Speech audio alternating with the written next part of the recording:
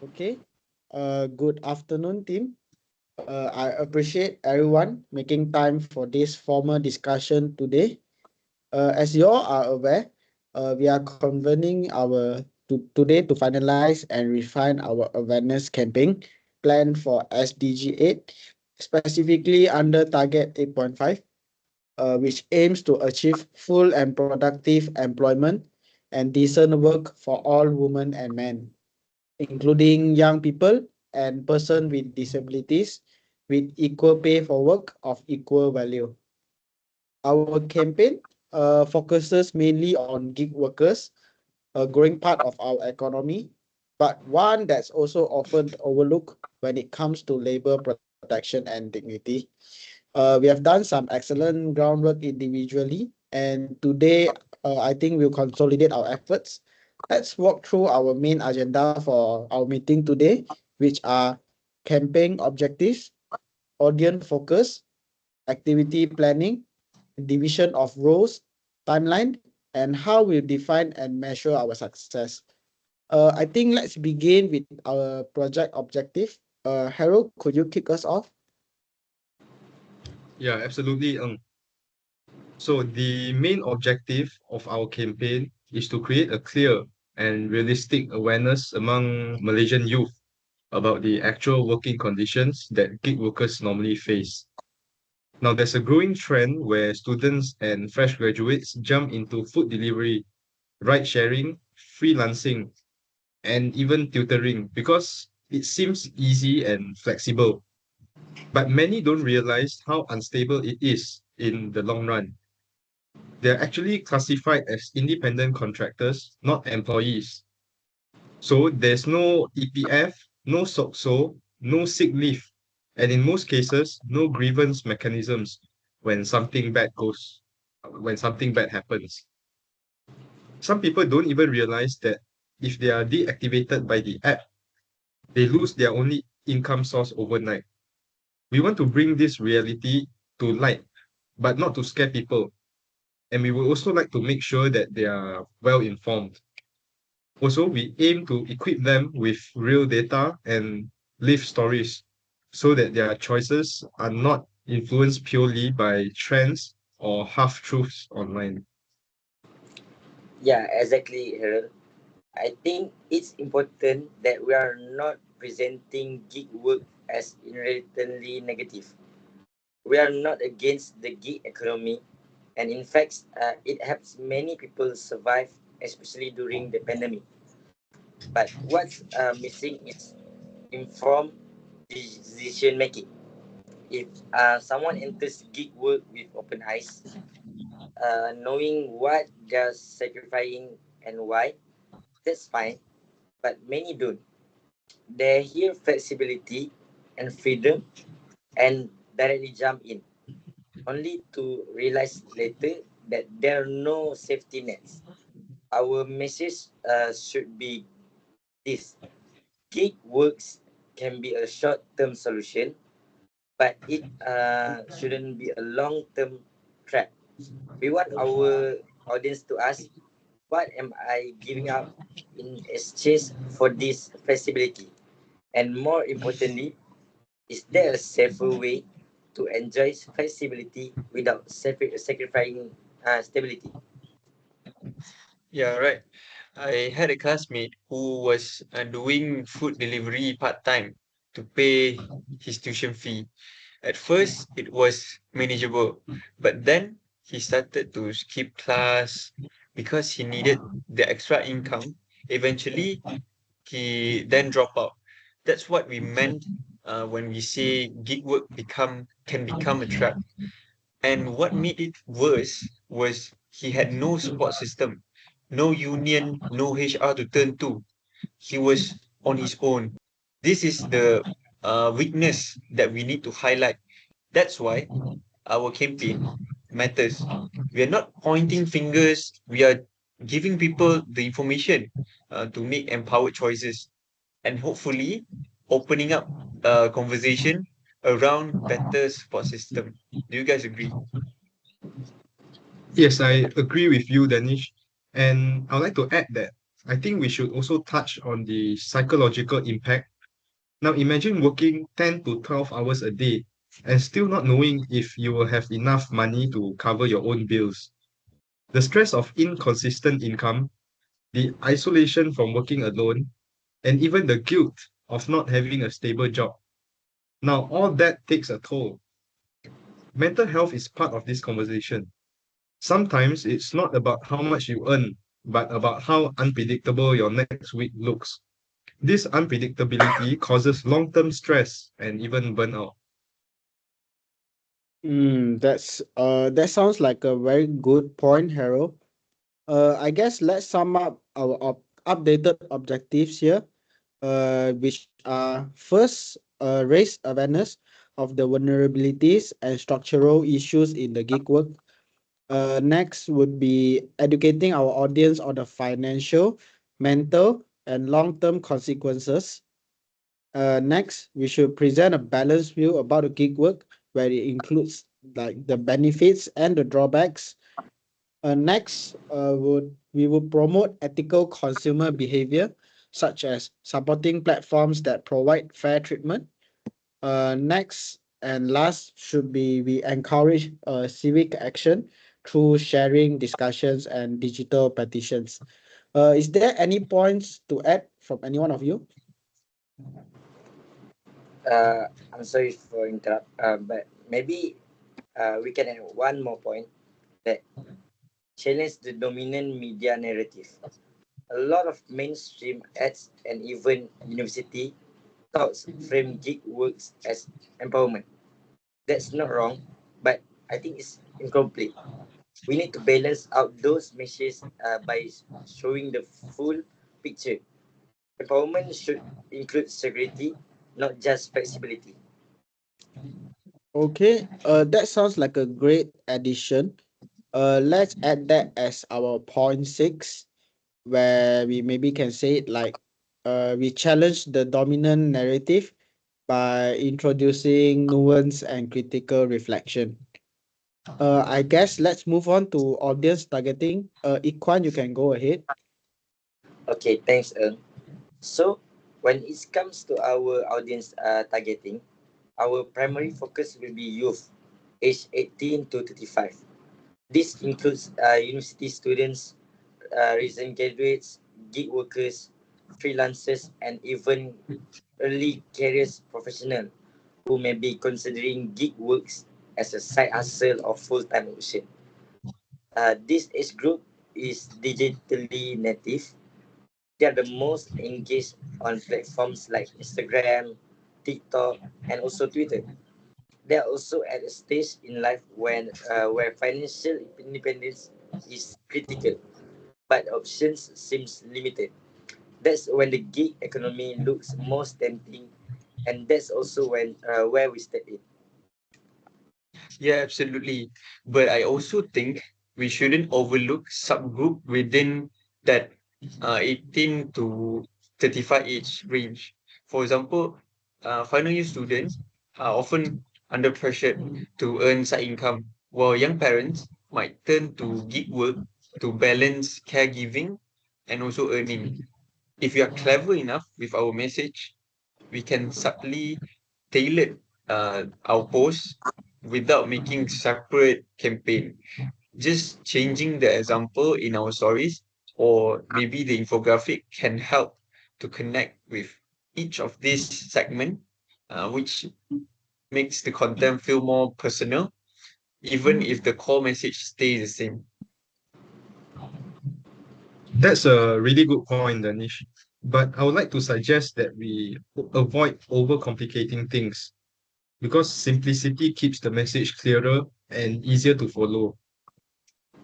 Maybe we can keep a universal tone, but inject some relatable case studies or even visuals that resonate with specific groups. That way, everyone sees themselves in the story.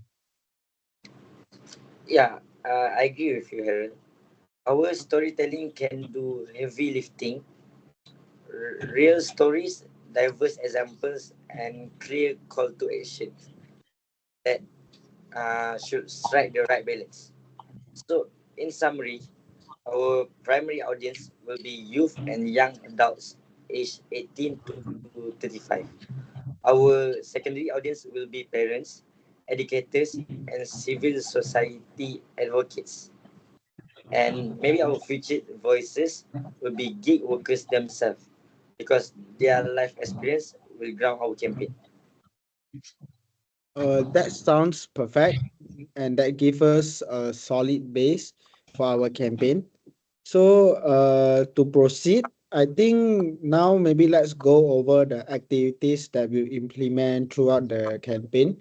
So maybe for this, Danish, can you walk us through our campaign plan? Okay, sure. So, wait, I have it in my notes. So, okay, our campaign include four main pillars. So, the first one is a short video documentary, around 2 to 3 minutes long. This will features interview with real gig workers sharing about their journey. We want this to feel raw, honest, and emotional. Real people talking about their real problem. So the second pillar is an educational webinar where we bring together a labor law expert and also an active gig workers, anyone, but maybe an active one, so that the goal here is to go deeper into the rights, risks, and also reform.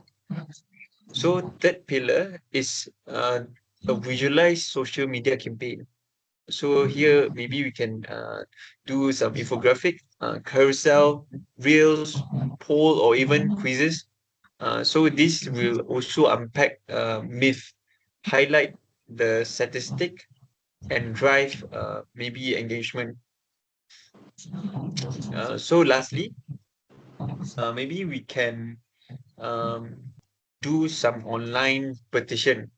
So this one to advocate maybe for minimum protection policies such as mandatory contribution to SOCSO, healthcare benefit, and fair dispute resolution mechanism. So each of these activities target different kind of audience interaction. So it includes emotion connection with the audience, educational value, passive awareness, and also active contribution.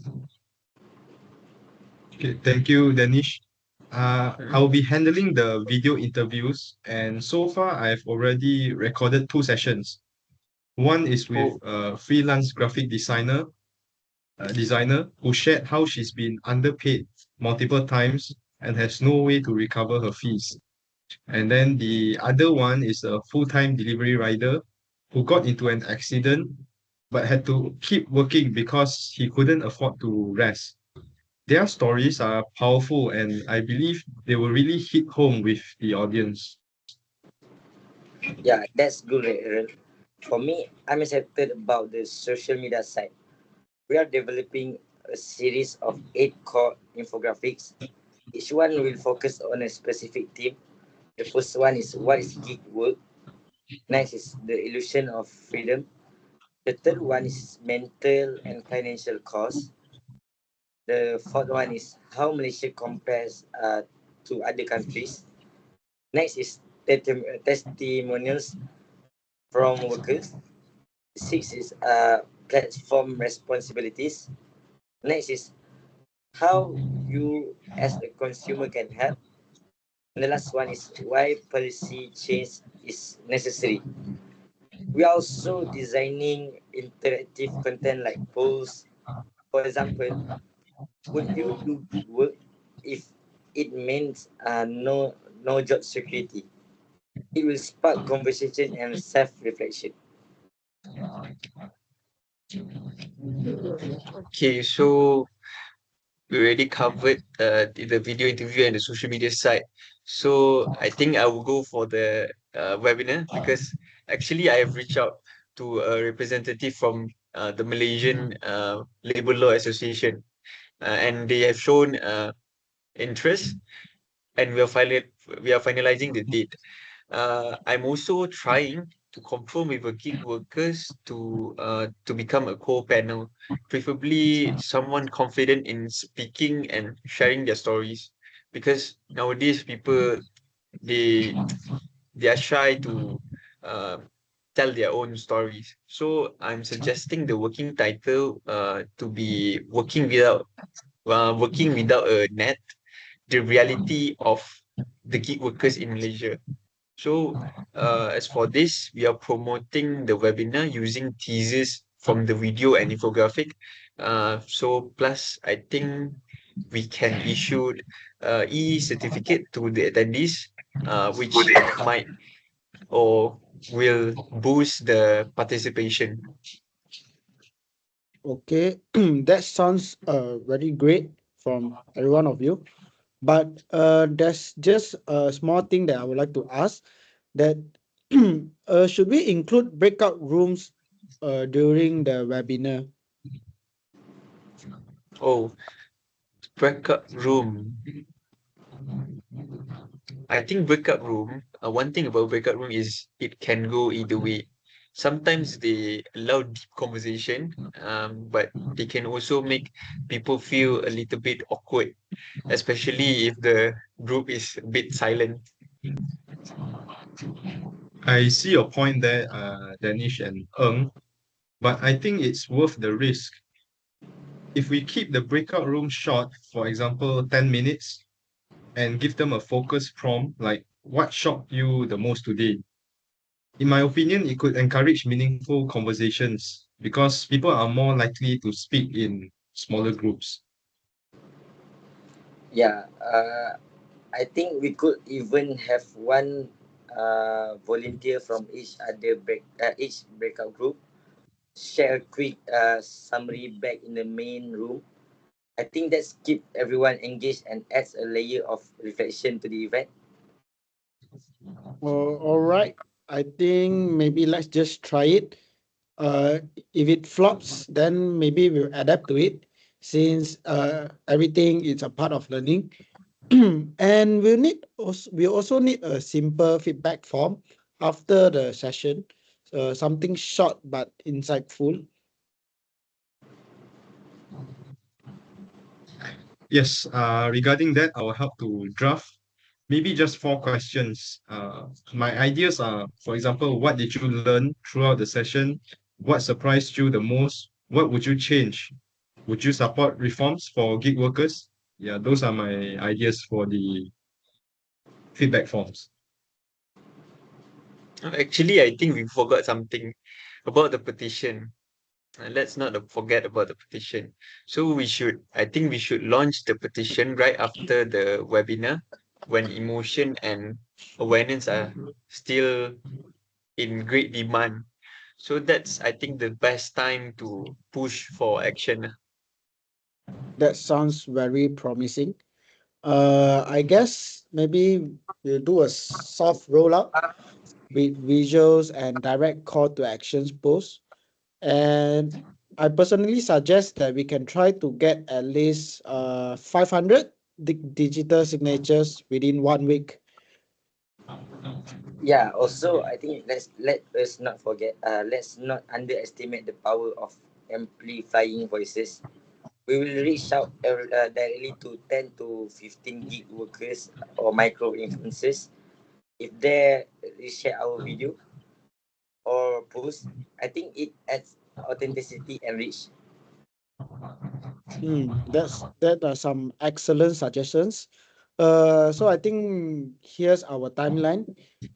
First week, we'll conduct interviews, confirm webinar speakers, and for next week, we would do the video editing and create the social media content. And week 3, we'll launch video and publish our first infographic series. And for week 4, we'll host our webinar and launch the petition. And for the last week, we'll just share analytics and gather feedback and do a reflection on the campaign. Is everyone okay with it? Yeah, I think we Yeah, agree. Yeah, sure. agreed. Okay, now let's go through our task division. Harold, you should be in charge of the video coordination, feedback form, and also the post campaign reel. IQHWAN, you should be in charge about the infographics, petition text, and social media posts. And Danish, you'll be in charge of the webinar planning and the speaker outreach. Where for me myself, I'll be checking on with the timeline, tracking, analytics, and also do the final report write up. So before we wrap up our meeting today, I think let's define what success means for us. What will make us feel like this campaign make an impact towards the youth or the community. All right, for me, I think it's conversations. For example, if I see students discussing it on, let's say, WhatsApp, Instagram comments, or even just resharing our post with a thoughtful caption, I think that's a good impact. Yeah, I agree with Harold. And I think, and also, if we can make someone rethink gig work before joining, we have done our job. Awareness isn't always loud. Sometimes, and it's just someone pausing to reflect. Yeah, if we get over 500 petition signatures and maybe at least 100 active webinar participant, I think we have done incredibly well. That would, I think, show that people are not only watching, they are engaging with us. Okay. I think let's also include final analytics and reflection report for our campaign as a whole. And maybe in the future, we can propose it to our faculty to feature as a best practice case study. Who knows, we might inspire others, right? So, all right, team. Throughout today's session, we have got clarity, momentum, and a powerful cause. Let's do check-ins every 3 days in our group chat to keep everyone aligned. Thank you all for your time today. Let's make Geek with Dignity something we are proud to be champion about. And that's all for our session today. Thank you everyone for coming. Thank you. Thank you. Thank you, everyone.